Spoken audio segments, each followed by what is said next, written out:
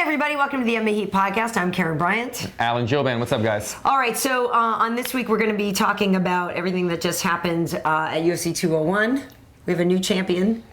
Amazing. Yeah. I don't think I got a single pick right on that card, but an amazing card nonetheless. Yeah, it was hard to pick. All the underdogs actually on the main card paid off, which is very unusual. We'll be talking about that. I also want to ask you about the situation with Uncle Creepy, because he didn't get to fight. And it's because his opponent didn't make weight. So, you know, a lot of people were going back and forth. Some people were calling him out, saying he should have taken the fight. Other people saying he shouldn't. So I'm curious to get your opinion on that, on what you do in that situation. And then also we know that the Olympics are starting. I don't know if you're a big Olympics fan. Of course. Yeah, I'm just curious what you like to watch. Talk a little bit about what I like to watch. But first, we should get an update before we start round one. How's your hand? Thank you, Karyn. Thank you for being concerned about it. The hand's healing. I just came back from physical therapy. I know it still looks a little bit odd, but my hands always looked a little bit odd. It's a little creepy, though. That's not that bad, Karyn. Come on. Come on. I have titanium plates in here. I could smack somebody with that, but it's healing good. This is 3 weeks.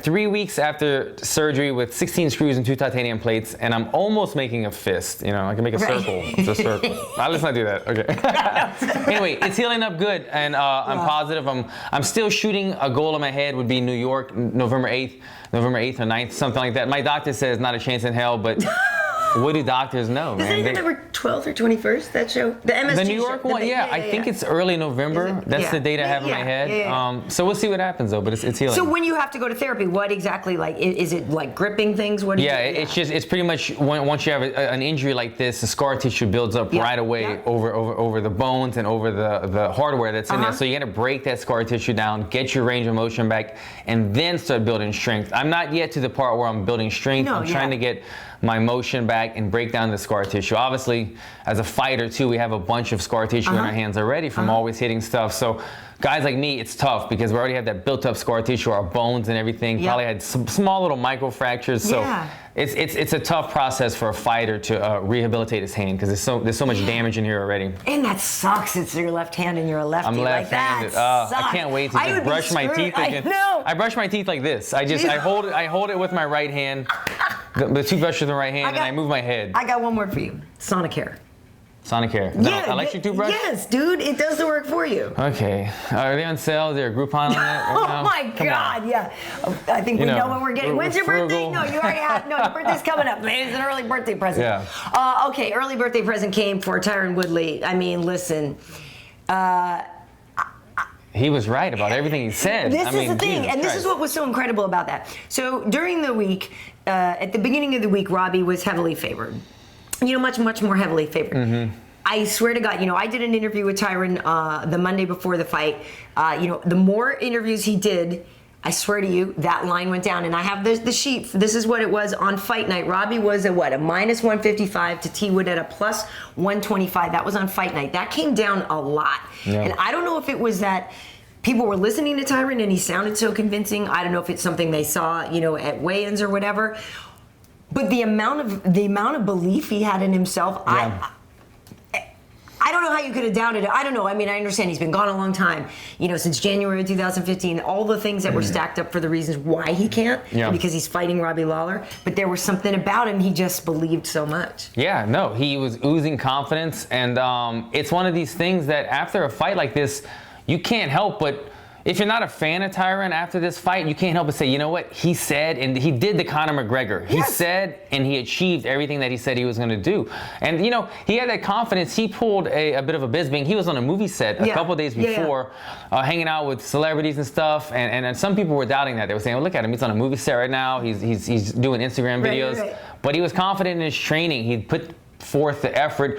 The whole ring rust thing, he didn't let that affect him at all. And obviously, we'll probably get into it more. But I think the biggest factor in this fight being that he had trained with Robbie before, and he knew where he was better than Robbie, and he brought that confidence into the cage with him. Yeah, it was an interesting fight because I don't know if it was necessarily what I expected. I felt like I knew, you know, we know that's, you know, Tyron has got that great one-punch power, and we know that he also had the takedown option. But, you know, You thought there would be more of a You fight. thought it'd be more of a fight, and you expect Robbie to get something popping. Something. You know what I mean? Yeah, and so anything. it was interesting because I was in the studio with Dominic, DC, and Stephen Wonderboy Thompson. And Dominic, it's so fun watching Dominic watch a fight. Amazing, the guy right? is such a student of the game, but he was kind of freaking out. He's like, "There's 2 minutes have passed, and there's only been one punch thrown." Like he was freaking out, and we both we were all talking about like who's going to go first. Is somebody a better counterpuncher? Who's waiting for the timing? They don't know what's happening. So there was that dance for a while, and I actually was surprised when remember the time when Tyron had him up against the cage, and I thought the ref split him up pretty quickly. I was like, dude, he could be working for a take. I thought that was very weird. Nothing was happening, but that was the quickest breakup I've ever seen. Yeah, that was so fast. Yeah. And so, but then when they let loose, literally it took 2 minutes and 21 seconds or whatever for T-Wood to land that punch. I was very surprised because obviously we know Robbie's never been taken down like that or taken out like that since like 2004. And we've said, is it just a question of the button, like getting, because it's been rung, the bell's been rung a lot. But he hasn't gone out, and so it was just, I think, a confluence of everything being perfect at the time. I agree. It was exactly it. You took the words out of my mouth. Everything happened at the exact same time. He's been hitting on a jaw a lot. Johnny Hendricks was supposed to be the biggest power in the welterweight division for years, and they went 5-round fights twice in a row now, and he couldn't knock Robbie out. So for him to get dropped like that off for one punch in the first round. I think it was a culmination of everything. Yeah. Obviously, we know that Tyron has big power, but after all the shots that Robbie's taken, they might have added up. But I noticed the exact same thing that Dominic Cruz did. I'm watching the fight. I rewatched it again last night at my house, and I watched it, and Robbie didn't throw one punch. I mean, he's probably in there in the rankings for most punches landed in fights in the welterweight division. Yeah, I know he's in there for most punches absorbed. Unfortunately. Not the number you want, really. Yeah, but that proves that he can take it. I mean, that's the whole thing. He gives and he receives damage, okay? And he always normally pushes forward more so than backs up. And you could tell by his footwork, he was so light on his feet that he wasn't really looking to engage. He was looking to dance and angle.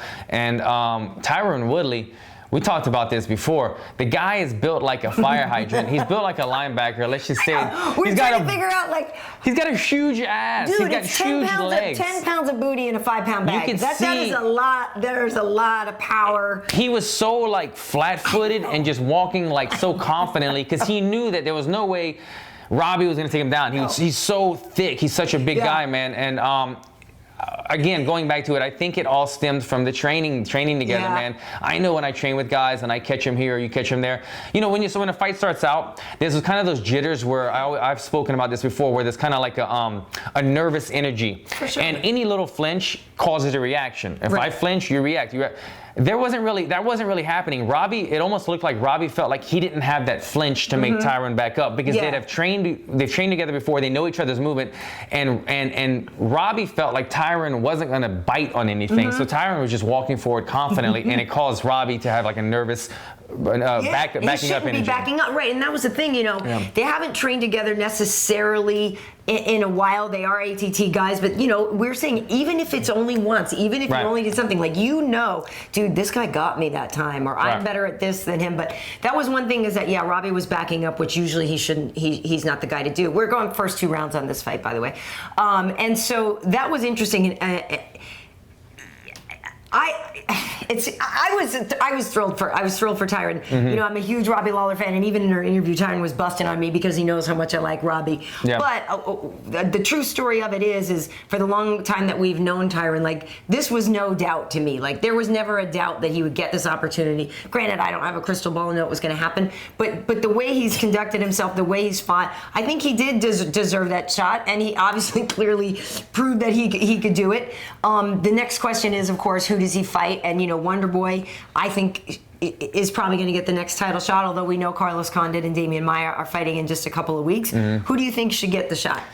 Who do I think should get the next welterweight title shot? Man, speaking of, if you guys watch the show, man, I feel like they threw poor Wonder Boy, not poor Wonder Boy. I mean, but like when he called him out, he was trying to throw that swagger out there and try to call him out. Steven was calling out Tyron, trying to get the title shot, and man, Tyron just shut him down. It was funny, man. Like Tyron just had it in his head. He was like, no, I'm not giving any love right now. I did what I had to do. I'm the OG. Right. I'm not giving any love to you new guys.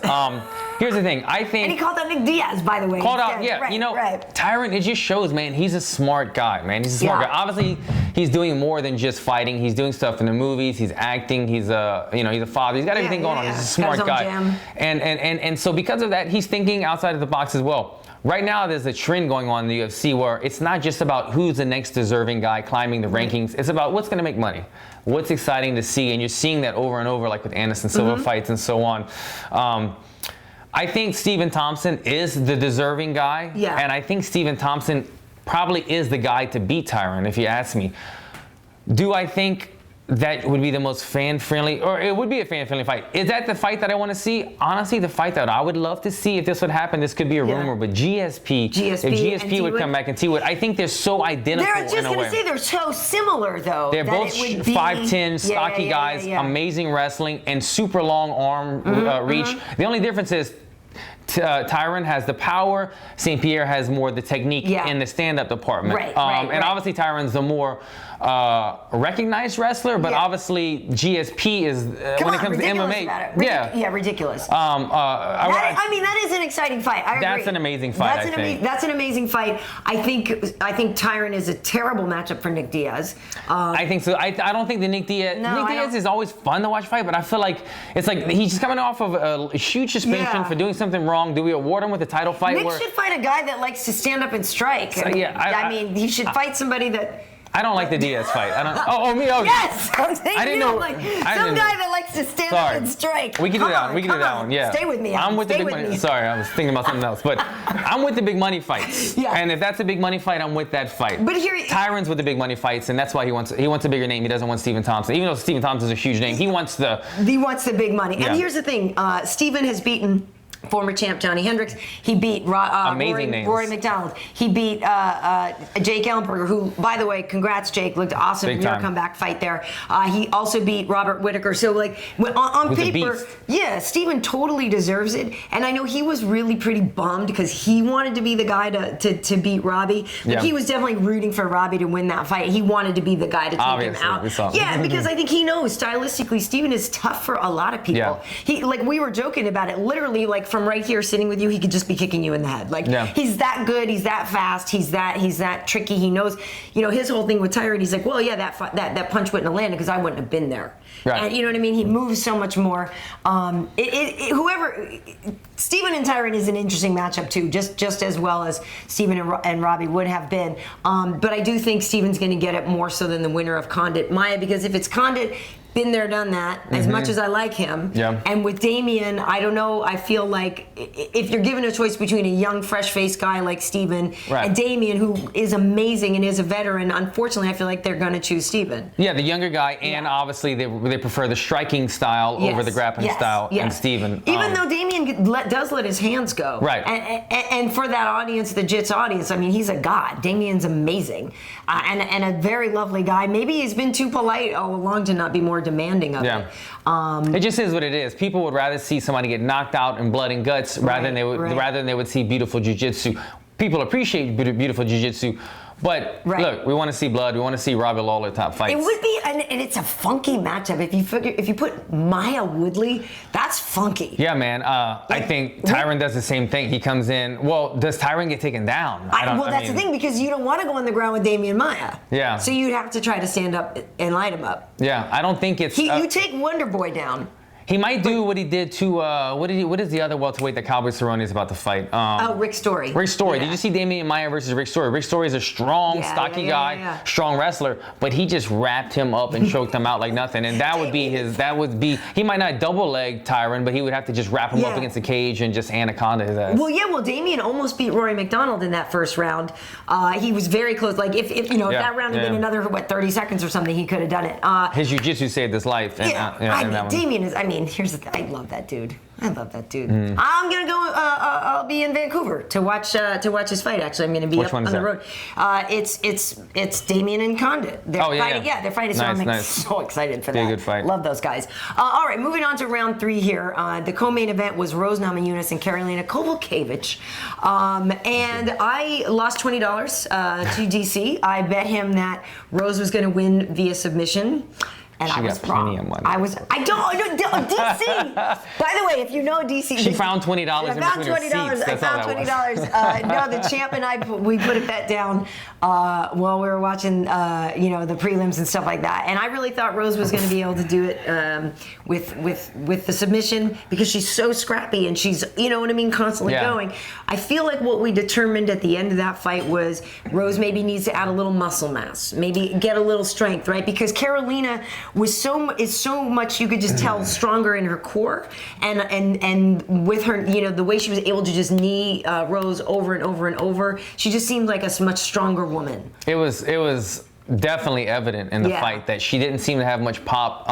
I think though that Karolina's knees and elbows took some of the pop out of Rose. Sure. I feel like in the beginning of the fight she was a little bit fresher, had a little more snap. I gave Rose round 1. I gave her round 1, and I thought round 2 was very close, but I thought Karolina won round 2. It was close when I rewatch it, but I thought Rose landed a lot of shots, but they were so weak. They weren't doing anything. They weren't even buckling her head at all, Karolina's head, when she would land. So the judges were almost discrediting those shots. And then when Karolina would throw those knees, those were vicious knees, and she would follow up with an elbow. Yeah. Rose's head would. You could see it hurt Rose more. You have to see. Judges are scoring. Damage comes first. Damage comes first. If they see, even if a shot doesn't really hurt you, if they see you get punched in the face and your head flies one way, to them that was a clean shot, and that's what Karolina's shots were doing to Rose. But Rose's shots weren't doing that to Karolina. Right. I agree. If she would put a little more muscle mass on, it would have helped her in the fight. I feel like that wasn't the best Rose though. Something was off in that fight.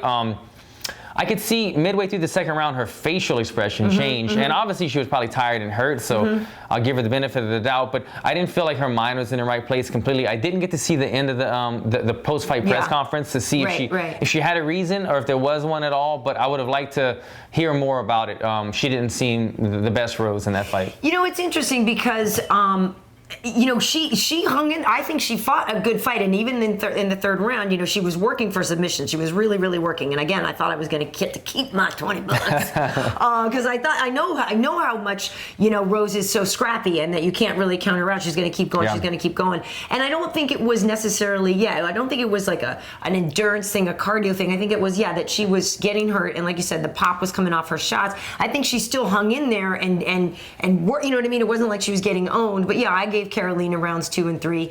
I do think, if we have an all Poland matchup of Karolina and Joanna, that's going to be pretty intense.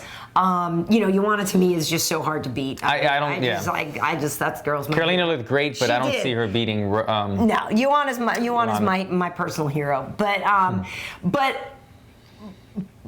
to your question about Rose, there's been a lot going on about her relationship with Pat, and whether they're together and whether they're not. And I know people are doing a lot of speculation about that, and maybe if that was something that was going on. When you watch the Embedded and stuff like that, she seemed to be like in a good place. But it's hard to really know. And we didn't see Pat at all, right? And that's between them and whether they're together or not. I know a lot of people are talking about that. So maybe there's more going on, and that's really not our place to get into. Exactly, without going deep into their personal life, that could have been an issue. And as a fighter who has have people died in my family during fight, that kind of stuff is in your head. And especially even if it wasn't an issue between her and Pat, let's just say a cornerman, for instance, if you've had a coach or cornerman in your corner your entire career or for the bulk of your career, and then one day they're not there in the corner or for camp, it sometimes takes adjusting. Sometimes it takes a fight to get used to a new gym or a new coach, or in this case maybe it was something else, a missing link, or lack of. So we don't know what it was. We're not going to speculate or get into personal life, but I think that partly had something to do with it, just because she didn't look as sharp and as confident, and the thug Rose that we all love wasn't quite there at that fight. I do love her though, man. She's good, man. She's so good. That's the end of round 3 here. She's Do you need so a water scrappy. break? Yeah, she's and she's just such a cool chick. And obviously the great thing about it is, in that division, she'll be able to bounce back. And get more good fights and stuff, and learn from it, But it'd be interesting if because her frame, she's not a big person, but you think she could add some muscle there? Get you a supplement sponsor. Who was John Jones with? Don't you dare. Get yourself some psoriasis cream like Chad. Poor guy. Dude, if it's really just psoriasis cream, that sucks. Yeah, but yeah, that would she could put suck. If that I know. Was I didn't even.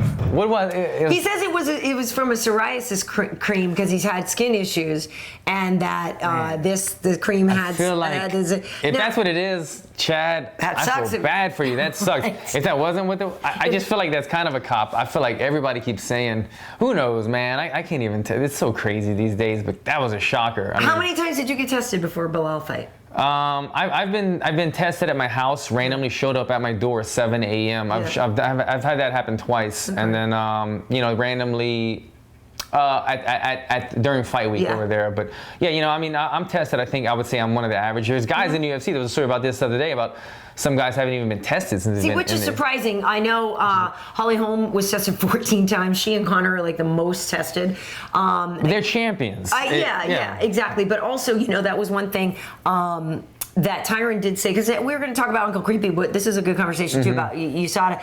Supposedly when he got off the scale on Friday, Tyron said, some of us look the same after USADA. Yeah, you know what I mean? Which, I'm not sure exactly if he was pointing that dig at somebody, but just in general, because Tyron has that build. But you mean that people in general assume. Tyron could have been pointing it at his opponent? Is that what you were? I don't think he was aiming it at Robbie. I think in general, because people look at Tyron and the way he's built and they assume he's juicing. I tell you what, you look at Tyron and I would have assumed that he was juicing. I mean, good Lord, how does that guy? With that body, it's ridiculous. We'll see. I mean, if easy. I interviewed him once when USADA was first signing on.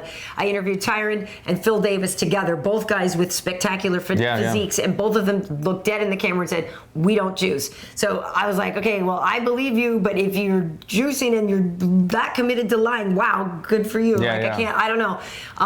But I don't think he's cheating. Well, I don't believe that. I mean, he seems like. I think one thing about Tyron is he's a class act. He's a stand-up guy. You can see the way he talks. He's a family man. Yeah. The time that he fought somebody and they were overweight. Johnny Hendricks. It got canceled because Johnny was like weight. No. He fought Kelvin Gastelum. Oh, yeah, right. Kelvin Gastelum doesn't make weight. Usually 20% is deducted out of Kelvin Gastelum's purse. The commission gets 10%, and the opponent, who would be Tyron Woodley, gets 10%. Tyron didn't take his 10%. Right. He was a stand-up guy. He said, you know what? I don't believe in kicking a man while he's down. I'm going to let him keep his money. I'm going to beat him in the ring. And he did that. I mean, I would have taken the guy's money, and I feel like I'm a pretty good guy. But, look, if I have a chance to make another 5, 10, 20 grand, I'm taking it. I'm sorry. So, I agree with you, but I think that was a stand-up thing. But that actually does bring up what I wanted to ask you about the Uncle Creepy situation. Uncle Creepy had been off, I believe it was 18 months, Ian McCall here, and he was supposed to fight Justin Scoggins. He finally gets his comeback fight all the way there in the week. Too. And Scoggins has some weight-cutting issues, and the fight is off, and some people are like, oh, Creepy was being a little, you know what, he should have just fought this guy at a heavier weight and everything. We know that doesn't go so well because I believe it was John Lineker who Creepy fought, who was overweight, didn't end well. So for you, like you're just saying here, you would take the dude's money and stuff, but would you take his money and let him fight 5 pounds heavier, or what would be your sort of window, plus or minus, obviously plus, that you would accept to fight somebody? Right. I mean, there would have to be some type of window, and if it was an unbelievable window, what I mean by if the guy came in 15 pounds heavy, I don't think the commission would even allow him. Okay, it's another weight class. Right. But with that said, I think it all depends on the situation at the time. How long has it been since you've last fought? How much work did you put in this camp? How badly do you need the money? Things like that. Does winning this fight mean you get a title shot or something like that? So it all depends on the situation, I think. And I was kind of shocked. Well, I don't know the exact situation, how much it was over, and if they maybe told him that, he's 5 pounds over, do you still want to fight? I don't know what was said there, but both of these guys have had issues with not fighting. When I fought in Brazil, Uncle Creepy had a stomach bug. He was a co-main event. He had a stomach flu or something. He couldn't fight. I got bumped up to the co-main event. He didn't fight there. And then his opponent, Scoggins, was supposed to fight with me on the same card as me in Australia.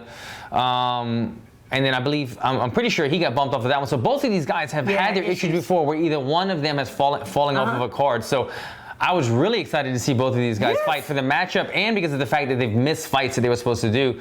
So it's bummed out. But to answer your question, I think it depends on the situation of the fighter. You can't be mad at a guy for that. You look at Dustin Poirier was supposed to fight in Ireland a while back. Yeah. Remember that? And then everybody got so mad at him. He's like, no, I'm not going to just take this random other fight at the last minute. There's way too much. He's got way too much on the line. He got a lot of shit for that. Yeah, People threw him under the bus. And then his next fight was on Fight Pass too. People were like, oh look, they punished him. They punished him, and he had an amazing fight, and it looked like at the very end he did the right thing. Yeah, so. I think so. I think that's really tough. Although I will say this, to quote, Belichick, do your job. Do you know what I mean? You got one job. Like, you need to show up on weight. And that's why I like that Creepy weighed in. That was great. That same time when it happened to T. Wood, he weighed in. That's your job. Mm-hmm. Like, I'm sorry. Like, I understand that stuff goes wrong, but you're a professional. Like, that's your job. Absolutely, that's amateur shit. When I go to these amateur shows, there'll be 15 fights on the card, and every time there's 15 fights, there's only about 10 of them that fight because guys don't make weight, guys don't show up, guys back out for some reason. That's the kind of shit that weeds out the weak ones and then the amateurs. Once you get professional, you have one job to make weight and to fight the next night. You need to do that. Other things can come up sometimes, but make weight. And I have to say, between rounds here, it always bums me out too because it does happen. I believe on this last Invicta card, I believe everybody made it, but unfortunately, it happens often in women's matchups too, where they don't make the weight, and I'm like, look, but they might have other issues. It is patented, truthful that it is harder for women to lose weight. We don't have as much muscle mass. We have other things that could be going on or whatever. But again, it's hard because if you want to be taken seriously, you got to do that part of the job. And I don't know if that just means get closer earlier. You know what I mean? Maybe don't walk around so heavy. I don't know. It's a whole science that you guys have figured out. But you have to know your body. By the time you're a professional, you probably have had at least 10 or 15 amateur fights or fights in smaller regional shows. That's the time to experiment with the weight cuts and figure out what works best for your body. When you get to the big show, you should be on point. You should know the system. Plus, it does seem too that everybody loves those earlier weigh-ins now. Oh my God, I love it. We can weigh in now at like 7 in the morning. Drink chocolate milk right after that, eat food all day. By the time we jump on the scale, it's a mock-up weigh-in at 4 p.m., which is live on TV. And by that time, we're already full. We're 15 pounds heavier. It's great. You guys are getting better fights because we're allowed another 8 or 10 hours to hydrate, and then we're happier as well. So it's a beautiful idea. Yeah, I love that. Well, listen, the Olympics are starting. I know there are fights. I actually am working this weekend, the Yair Rodriguez versus Alex Caceres. That's coming up. That's on FS1. My boy Cubby Swanson is getting in there, which reminds me I need to call him, see if I can get it in here. But I love him. I got to give a shout out. My girl Danielle Taylor from Saxon Muay Thai. My girl Danielle Taylor is 7-1, King of the Cage champion. She's been trying to get out of a King of the Cage contract. She's been locked in for like a 7-fight deal. They let her go out of the contract 2 weeks ago, or a week or so ago, and then a girl falls out in the UFC. She gets a call from the UFC. She's on it. 2 weeks notice, fighting the number 8 girl in the world. Awesome. Danielle Taylor gonna do big things on that card. She's chocolatey, isn't she? Is she a black girl? She's a black girl. She's the Tyron Woodley of the 115s. I mean, she's a beast. Really cool. Yeah, she's because badass. There's been a lot of people wondering, and I've actually talked to Angela Hill about this, why there aren't more black women fighting, and I don't really know the answer, but you've got one. He's got one. I know a lot of angry black women too. I don't know why they're not fighting. I do too, actually. I do. Oh, and that was the other thing. People were joking about it at work, is that everybody I work with is a champion, right? I'm like, son of a gun, man, I gotta win something, right? Tennis championship. Because Misha was, I mean, we know she lost hers, but she's a champ. DC, Tyron, Dominic, Bisping, right? So I have the golden touch, which just means one day you're going to be a champion. But seriously, there you go. And UFC. But I do. But I'm like, I got to win something. Like, I'm getting a little bit of a complex. Like, it's cool because I'm not a fighter. Like, if anything, I feel bad for my boy Ken Flo, because Ken Flo had it. He fought for the title and stuff, and it didn't go his way. I'm not a professional fighter, but Ken Flo's balling. Ken Flo's a big dude. I don't think he's worried about it. I think he just bought another new Porsche the other day. Yeah, he's got all these nice cars and hot wife. Beautiful wife. I was gonna say, I think Ken Flo's fine. He's good. But I do really need to win something. Really bad. So I want to win an Emmy, because winning my tennis would be cool and stuff like that. But I want to just blow it and bam. You're bringing something else to the table. Right? That would be next level-ish right there. Goal. So I'm going for that. We set our goals. You heard it here. Yes. I'm going for an Emmy. I am. But yeah, so the Olympics are starting. They're gonna, I believe, opening ceremonies this Friday or Saturday or something like that. I do love the opening ceremonies. I'm curious. But what do you watch? What's your favorite sport to watch out of that? I don't even know. Honestly, I do watch the Olympics, but it's like, oh, the Olympics are on. I don't even know. I didn't even know. I don't like follow what sport's coming on. Obviously, when the whole swimming thing was going on, that was a fun thing to watch. I hope to see some wrestling or some taekwondo or something like that. But I don't follow it religiously. If it's on, it's on. You know. Yeah, because that kind of stuff, the wrestling and taekwondo, man, you got to dig deeper. That's on at like 2 a.m. Yeah, it's like ESPN 3. Yeah, exactly. Right after dog frisbee. It's funny, because I have to say, like, I like to watch the stuff that, like, never in a million years can I do, right? So like, and the national pageantry pride, of it all, right? No, obviously I'm a proud American, but you know I'm half Jamaican. Are you going for the Jamaican national team? I'm going for Usain Bolt and all the like bobsled. Are you? No, the bobsled. It's Summer Olympics, honey.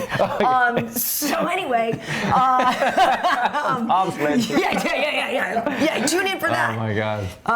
But so Usain Bolt and stuff, like when I watch it, because there's one thing I was explaining to my daughter. I'm like, the Jamaican team, like, I'm like, well, there's one, you know, the sports that they're great at, like when you see the highlights, besides Usain Bolt, but like the women are great at it too. And I always joke, I'm like, I mean, you're talking about sprinting. It's sprinting, the sprinting. I'm like, why didn't I get that part of the gene pool? Because like I'm not a great runner. I actually don't like it. It's like a real effort for me. But so I literally try to watch those guys and like try to absorb like that love. But they're awesome at it, and it's so fun to watch. Usain Bolt is ridiculous. Isn't there another Jamaican? I remember from the last one, there was another guy. Usain Bolt was the #1 guy, but there was I think one of his teammates had beaten him a couple times, and he was kind of going to be the next guy to. Yeah, so it'll be interesting. And I think Usain Bolt actually had like a hamstring injury or something, so they weren't even sure. But it's so fun to watch him because he's like I looked at him, he's 6'5", and just to watch those legs in I don't know, that to me is awesome.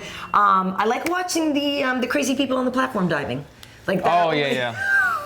Like again, something that's just like, you guys are nuts. What a weird job. I mean, like I compete for 15 minutes inside the octagon, but you go out there, you compete for like 1 second.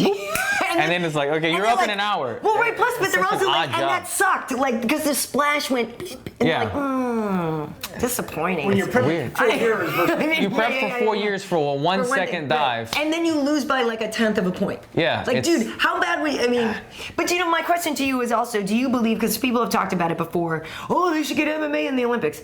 Patently stupid.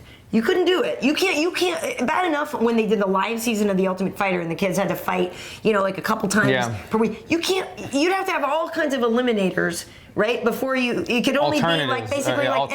And by the time you got to the couple weeks period of the Olympics, it would have to just be like the finals of a tournament or something. I'm not interested in it. You'd have to make it like amateurs. You'd have to give them like shin guards and 8-ounce gloves, so that way and no elbows, so that way they're not full of cuts. But you can't wear shin guards and then start grappling. Yeah, it doesn't make any sense. And then also, like, you're not interested in seeing the second best guys in the world. I mean, like, we're seeing the best guys in the world. The guys from Brazil are fighting America in the UFC right now. From the Eastern European countries are fighting. We're seeing it. But if it was in Brazil, maybe it would be guys that, I don't know, I guess haven't gone pro yet or something, so they're like still amateurs or up and comers. But I just don't think you can do it. I don't think. Yeah, I don't really care for it. It sounds fun. Oh, let's get the MMA in the Olympics, but it's it doesn't interest me, man. Get to the UFC. That's the proving grounds. The Olympics, we could have the other sports, the taekwondos, the boxing, the wrestling. And let's keep wrestling because, you know. Yeah. All right, I agree with you. So, so there's that. So a couple things we need to mention now that we're wrapping up here. Your Versace ad. Let's talk about the Versace. I know we've been talking about it forever, guys, and you're bored with it. But guess what? It came out finally. Boom. Somebody sent me some pics in London. Yeah. So Versace, the name of the fragrance is called Dylan Blue. Dylan Blue. Get you a bottle. Yeah, I don't know how much it costs. We don't know what it smells like yet. I don't know what it smells like either. It probably smells, if it smells like a fighter, you want to smell like leather and sweat and victory. Victory. Yeah, that intangible, right? I don't know what it smells like, but the bottle looks dope. The campaign ad looks even more dope. Came out in London. I saw a bunch of us. It's all over the subway. The commercial's out in London. It hits the States next week sometime. And the campaign, you're actually fighting it. Like, you're actually playing basically. Doing some like fighting, shadow boxing with some other guys in the campaign. Gigi Hadid is in it. She's like, if you never heard of her, she's like the #1 supermodel, the hottest supermodel in the world right now. So it's cool, man. Check it out. Don't you get the girl? At the end, I might get the girl, man. So, you know. Good on you. Better than getting the guy in my case. Because some people got the guy, right? Some people got the guy. Some guys got the guy. So check it out, Versace cool. Dylan Blue. I'm so excited about it. Coming out next week. Awesome, very nice, very nice. So one thing I wanted to mention when we were talking about DC and the $20 and why he actually doesn't need the money. Now, people might have missed this one. When we were in Chicago for UFC on Fox, DC and I, DC was giving me a ride to set in the golf cart. Like I saw that. That was awesome. That was awesome. So if you haven't seen it, you can look on my YouTube channel or just go to YouTube and search in DC Golf and Joanna, because he's giving me this. We're riding a set and we're ridiculous, and I basically, it was. Oh, you bet him. Yeah, 50 or yeah, I did. So no more betting DC. Yeah, I know. DC takes right. So Joanna is doing her Q&A on the other side of the curtain. She and Megan are up on stage, and we're because DC's driving around the octagon and stuff, and we come up to the curtain, and I'm like, oh my god! I said, DC, I will give you $50 to go through the curtain. And then he just starts chatting. He's like, don't need the money. Don't need the money. I remember him saying that. Don't need the money. And so then we blast But he through. did it. It's hilarious. You want it? She looks over and she's cracking. It's funny as She was hell. kind of caught off guard. Oh, yeah, she was totally. She's like, what? I mean, anyone would be, I guess, if you guys come through the curtain. It is. I literally, I was laughing so hard. So you have to look for that video. It's really, really fun. Really funny. Check it out. Really, really fun. And like I said, so I have UFC tonight this week, and then I'm on Friday and Saturday with the UFC on Fox stuff. I'll be working with Ken Flo and the champ Michael Bisping, and so we'll be doing that. The show is in Utah, but yeah, weigh-in show and fight night and all that stuff. So it's going to be good. I'm trying to think if there was anything else. No, I think that's it. That's it. Excited for it, man. Fights every weekend, man. There's so many fights to keep up with. I know. Are you going to go out for Conor and Nate? Are you going to go out to Vegas? I don't know, man. I don't know. I'm kind of enjoying my my lazy life right now. Okay. Being injured. So we'll see what happens. Yeah. All Who right. knows? Well, where can people find you on social media? Same thing. Alan Jouban, AlanJouban. Check me out, guys. Nice. And make sure you tell Versace how much you like Alan in the ads. Hashtag Versace Warrior. That's the hashtag I've been getting lately. Yeah, I kind of dig it. That's kind of nice. All right. Well, I don't have a fragrance campaign right now, but you can find me at Karyn Bryant on Twitter and on YouTube. It's KarynBryant on Instagram. I'm KB Heat. Thanks for checking it out. See you next time. Peace, guys.